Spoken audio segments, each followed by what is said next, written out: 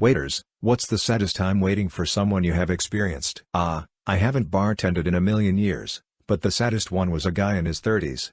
He had a two-top, asked for a bottle of top-shelf champagne, candles lit, all that. Told me they were celebrating. No one showed. Guy looked morose, but had an appetizer, poured a glass of champagne for the person who wasn't there, then asked for the bill. I felt bad. He obviously got stood up, so I brought him a dessert in the house. He smiled, and told me it was his anniversary. My face must have showed my sadness for him, so he clarified his wife died of cancer a few months ago. It may have been the saddest thing I've seen. The guy had something horrible happen to him and still decided to go out and attempt to remember the good times, not dwell on the bad. You were nice to him and that probably meant a lot. His day probably sucked. But it sucked less than it could have done. I agree actually. He went out to celebrate his anniversary, and remember the good times, but his face. I'll never forget his face.